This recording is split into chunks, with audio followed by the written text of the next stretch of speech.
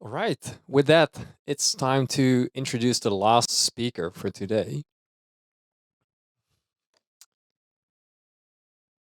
And that's actually someone you may know from the many publications, the great publications, sorry, that the Android security team is doing on transitioning to memory safe languages and then really seeing like what it adds up to in terms of benefits in practice. I think it's one of the sort of the data sources that is referenced quite often. Um, so I am really happy with that they do this work and they take the time and put in the effort to share all this information with us. I'm super pleased then to have Jeffrey here, who is a software engineer on the Android security team, to talk a bit more about this work. Cool, take it away. Okay, yeah. So I think if you're working on a like a shiny, brand new project, then for things like operating system components, Rust is kind of an obvious choice, right? But if you're working on like a project with an existing code base, then maybe it's harder to figure out how to do that. And so that's kind of what this talk is going to be. Before we get started, I had a couple of fun little things to mention. The first is that the next Android kernel, which is based on the 6.12 Linux kernel, actually has some, it's going to be the first kernel with some load-bearing Rust in it. It's not the most exciting device driver, but I'm actually going to discuss later in this talk why that's basically working as intended. The other fun little part was that kind of interestingly, Android's libc, which is the standard library for the C language, now actually has part of it implemented in Rust for handling Unicode, which is just kind of a neat thing. Yeah, and so I'm going to touch back on these in a little bit. But yeah, so as was mentioned, so I'm a member of the Android security team and have done quite a bit of writing about kind of the security benefits of using Rust, but this talk is actually not going to be about that mostly. Instead, I kind of want to approach this like as an Android user first, and then kind of second as like a software developer on the Android team, and then sort of lastly then as a member of the security team. So this is really kind of a talk about building better software, and through better software building better products. Yeah, I read this quote recently and I really like it. We who cut mere stones must always be envisioning cathedrals. And I actually initially thought that this quote was about like finding meaning in kind of repetitive tasks, but I actually think it's a lot more than that. It's really about kind of understanding the stakes of what you're working on. So if you're a quarry worker, then it helps to understand why what you're working on, like the importance of what you're working on, and why things like ignoring or introducing flaws can be problematic. I think like some of the interesting context is that cathedrals were kind of the cutting edge of like architecture and engineering at the time, right? And so better materials meant you can make fewer trade-offs, and fewer trade-offs meant still having like the structural integrity that you need in a building, while also having other goals that you could meet. So in the case of a cathedral, they're built to kind of inspire awe, right? They're supposed to be beautiful. So having things like higher arches or thinner walls or larger windows actually require that the things that you're building with be high quality.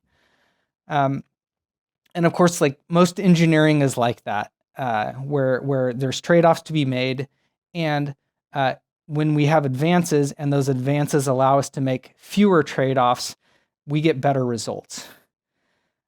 So I think operating systems are a really good example of that. So for Android, for example, Android users like myself, we care about lots of things, not just security. Like we want a battery that lasts the entire day, even when you're using your device for watching videos, responsiveness, performance, things like that. And we regularly have to make trade-offs between these things during kind of our standard like engineering work. And often we're making trade-offs between these things specifically because of the programming languages that we're using. And so, like one of our questions when we kind of started working on Rust was, can we make fewer of these trade-offs with better tools like Rust? Yeah. So one of the first things that gets asked when we start talking about this is, well, what about our bajillion lines of existing C++? And one of the things that we've kind of discovered is that that argument has been very historically unproductive, and has actually prevented a lot of progress from being made. But I think even more recently, what we've kind of come to understand is that not only is that argument just unproductive, it's really quite wrong. So we cited this is a study in Usenix. So what this is looking at is it's looking at the probability density of vulnerabilities within a code base and the age of those vulnerabilities. And there's a couple of like really interesting things here. You can see that most of the vulnerabilities are young, and that kind of shows two things. That there's an exponential decay pattern here. So most of the vulnerabilities are recently introduced, and that the vulnerabilities actually are decaying, meaning that they're actually getting fixed over time. So in other words, the problem isn't that we're not fixing bugs, it's that we're continually introducing more.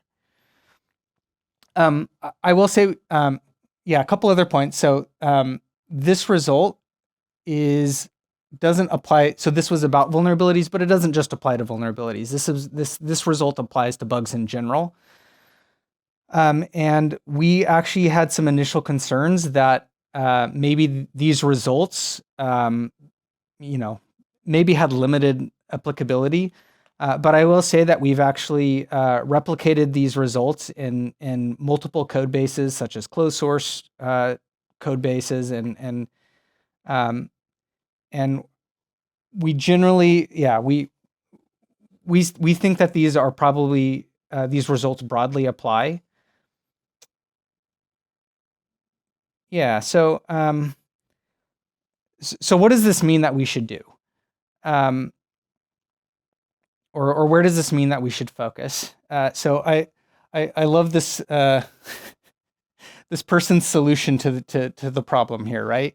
They've got their little spoon, and what I think is kind of fascinating is this has kind of been how we have dealt with software bugs, right?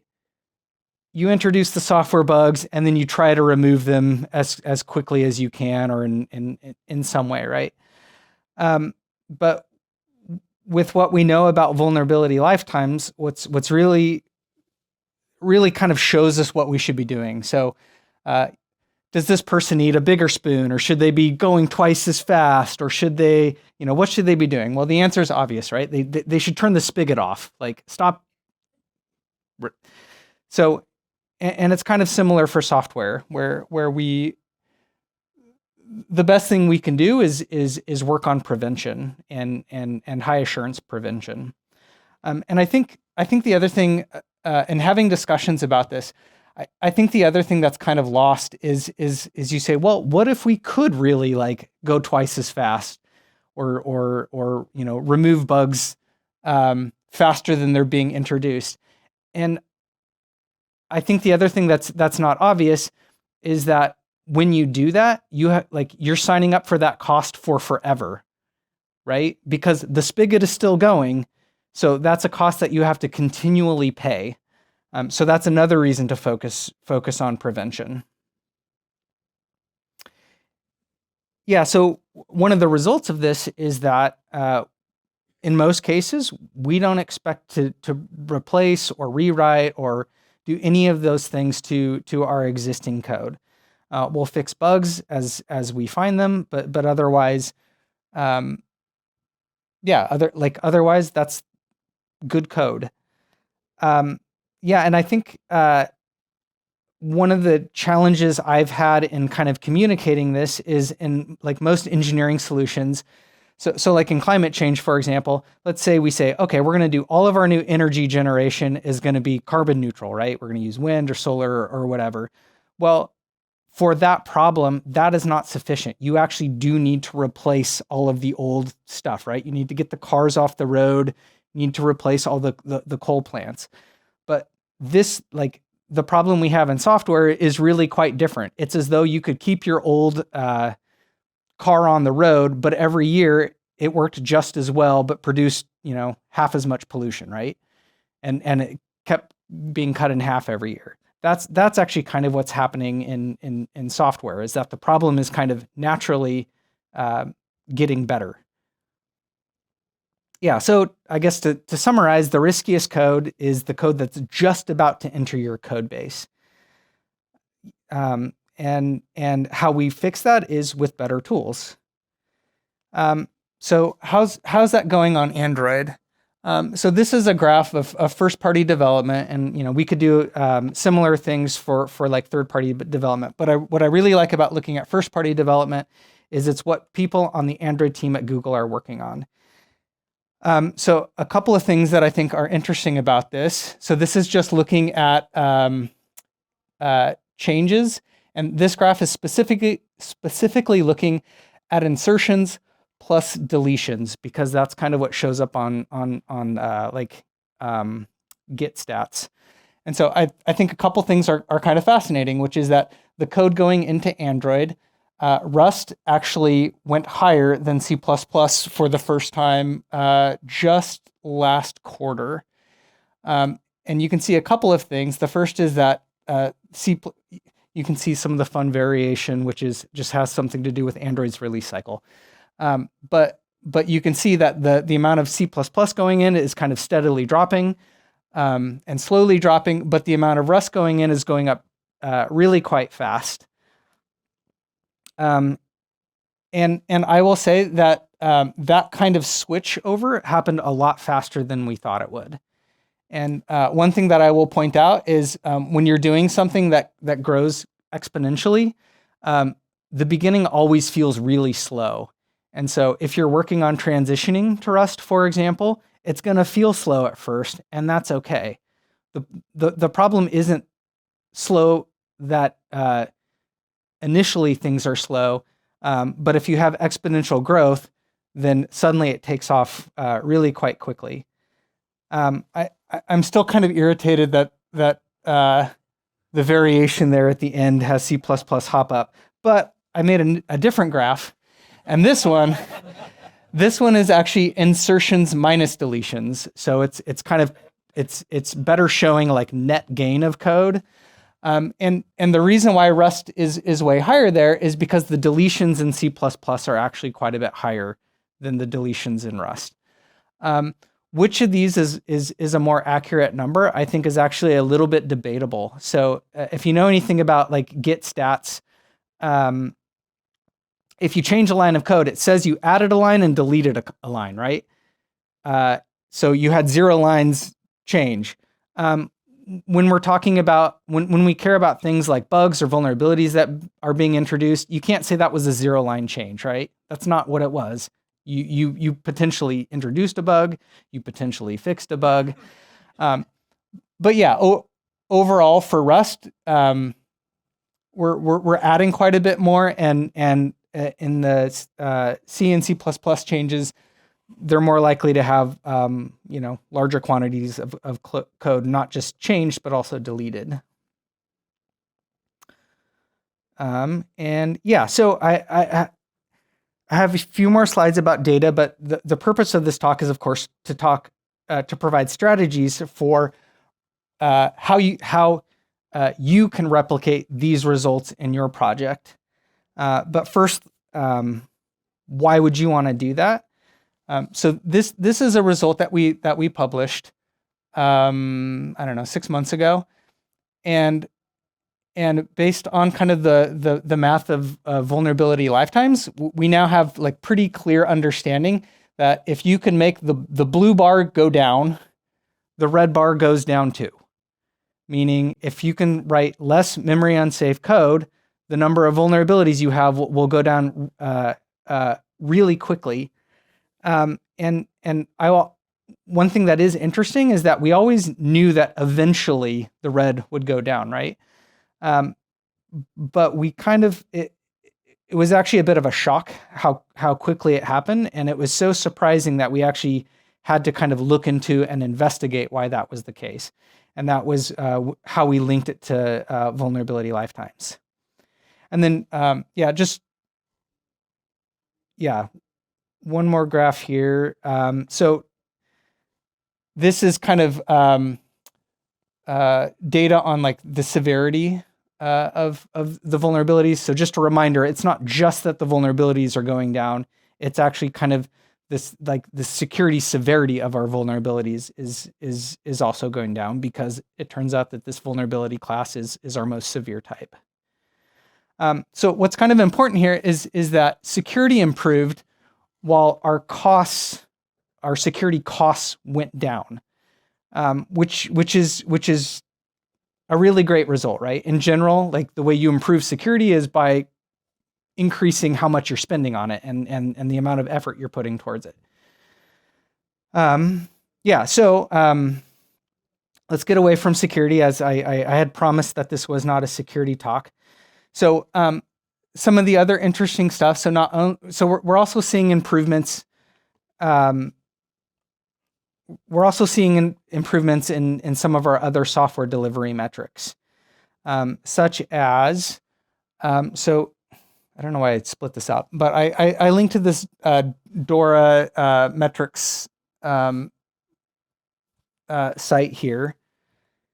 And one of the things that it talks about is when you're looking at software delivery, some of the metrics that you actually want to track are your throughput and stability of those changes, meaning how quickly are you able to deliver your software, and what's the quality of the software that you're delivering. And those are generally based around throughput and stability. Okay.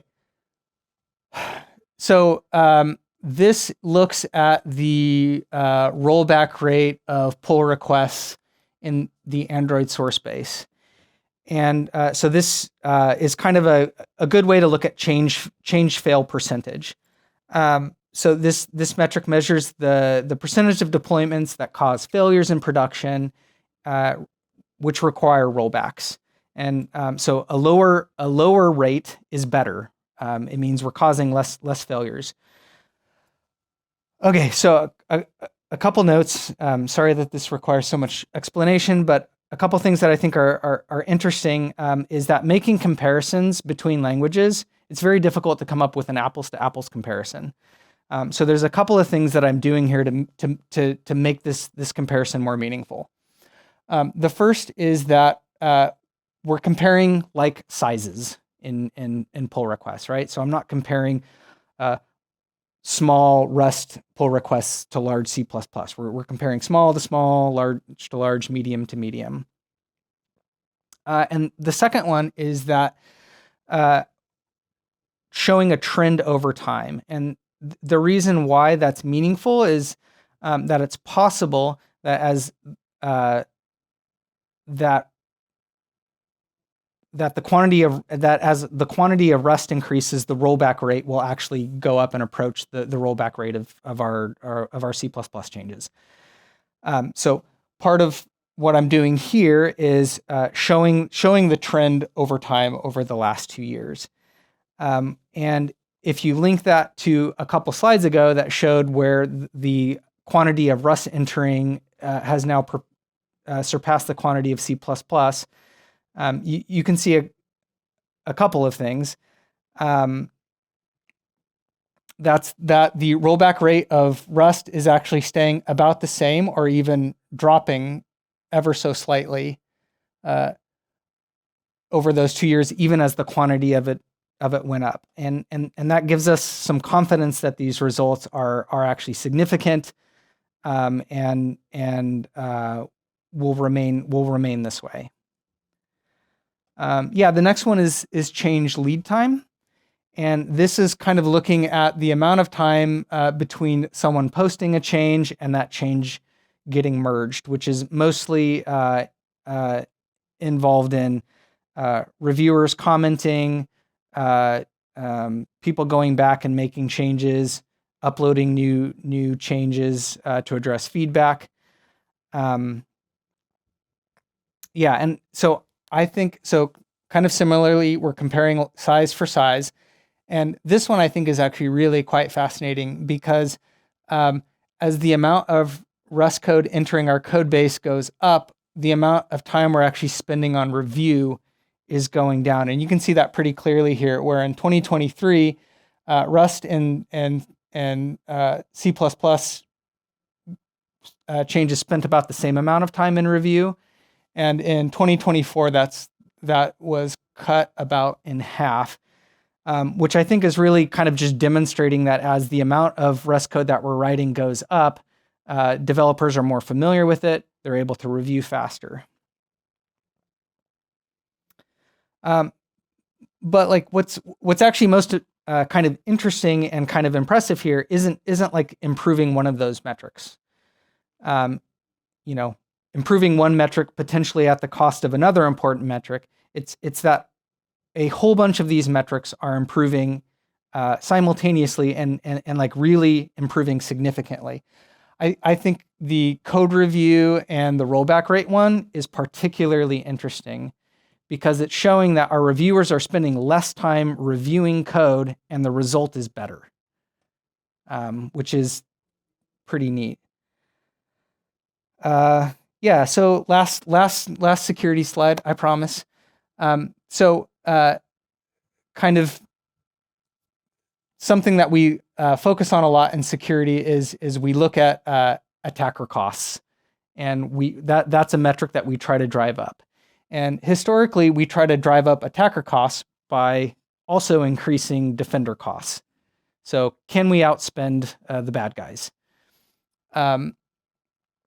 But one of the first things that we showed here is that we're able to get better security while spending less on it. So we're increasing attacker costs and decreasing defender costs. And then I think kind of the most exciting result is that by improving security, we actually improved lots of metrics that we care about across our product. So that's all exciting.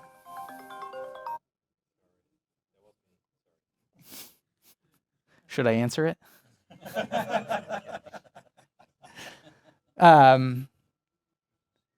So how to go about doing this,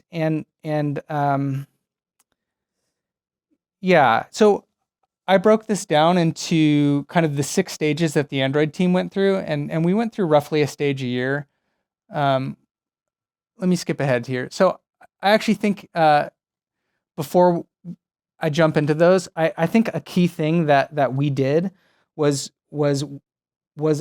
assembling a team whose goal wasn't like to meet our own goals. It was really to make sure that teams adopting Rust were successful and doing whatever it took to make sure that essentially our customers were successful. And then that team is really the folks who then implement the next stages.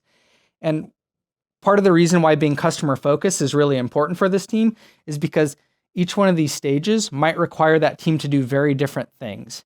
And so if you have someone who likes to work on the compiler and only wants to work on the compiler, maybe that's not necessarily the right person, the right type of person to be here, right? Because at one stage, maybe they do need to work on the compiler, but on the next stage, maybe they need to be working with a customer team and making sure that customer team is successful. So what are the stages? So the first stage that we went through was kind of implementing some initial support. So for us, that's integrating it with our Rust with our build system.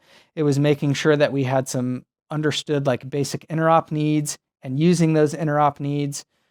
But I think, at least for me as an engineer, this is a fun stage to be in, right? So that's kind of why I highlighted this one point here, which is that really your goal for this stage is to get out of this stage. Like, if you don't have customer shipping code, you're not being successful. So get out of this stage. Don't get hung up on corner cases or niche use cases. I linked a couple of blog posts at the bottom that look at some of the stuff that we did for kind of this initial stage around laying a foundation. So then the next stage we entered was, we called it our pilot stage. And that was really about kind of a combination of building confidence in what we built in stage one, while also making sure that some customer team was successful in shipping code.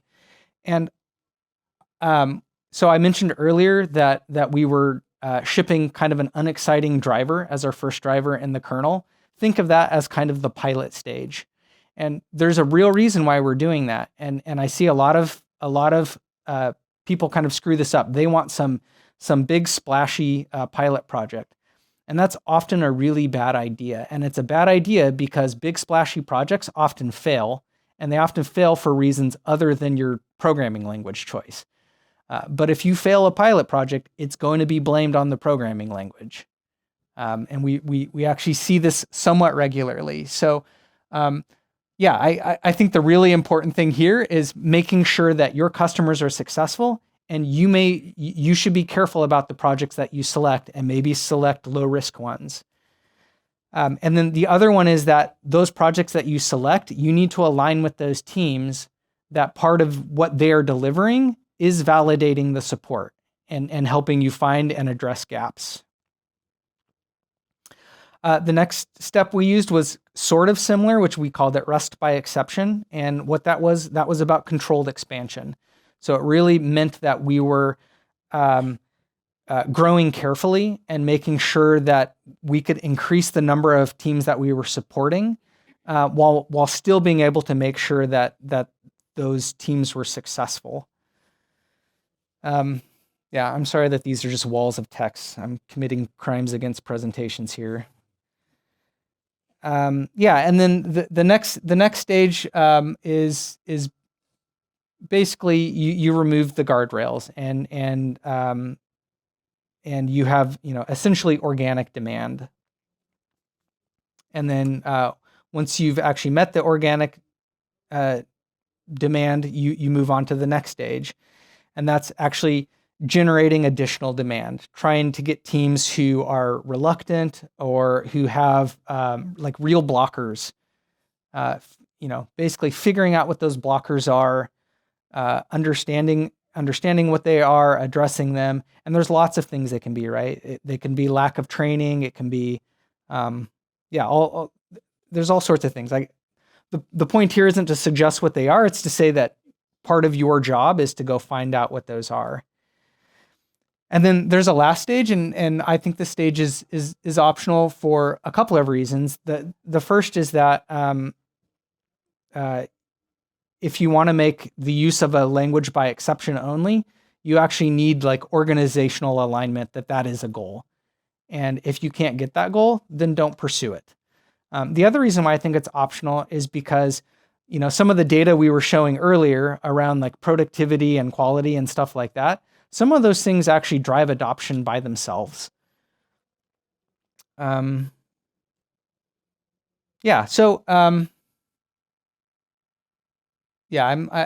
pretty much done. I guess what's next? Well, at least for the Android team, we're basically going through these same stages, but on different parts.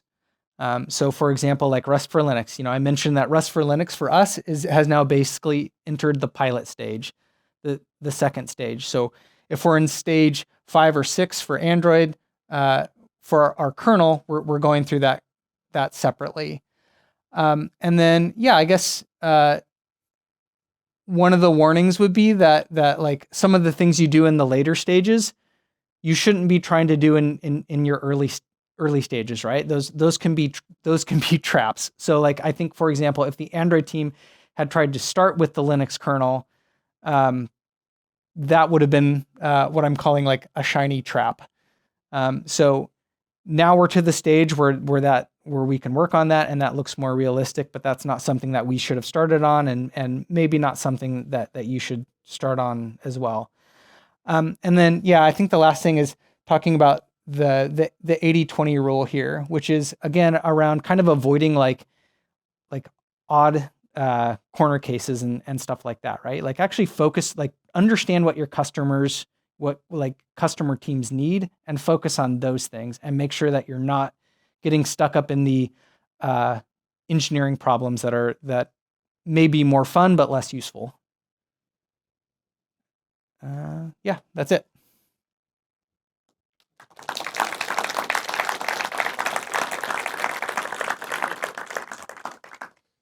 All right, Jeffrey, thanks a lot for the great talk. I think we have time for 1 or 2 questions. Are there any questions? It was packed again, the talk. Really nice. Thanks. I'm going to review those slides when I get home again. Anyone? Yeah? That's it. Hi. Thank you for the talk. Can you talk a little bit about the training process? Because that was kind of missed from your conclusions, like how the training was involved in the various stages that you talked about. Yeah. So for us, I think training was more kind of in this area around generating demand. So at least for us, and this may not be true for everyone, but our pilot projects were teams that were kind of eager and enthusiastic early adopters, right? They didn't need training. They were going to go figure that out on their own. And then kind of same for these steps of like organic demand. Yeah. So up through the third stage. So for this area where you're generating demand or trying to figure out what's blocking teams, that's really where we started like really needing the training, because if a team said, I don't know how to do it, we could say, we have training for you, go take the training. That doesn't mean that you would wait till this stage, right? You can offer training before this stage, and we did. We actually we felt like there was kind of a gap for training, so we developed and released our own training.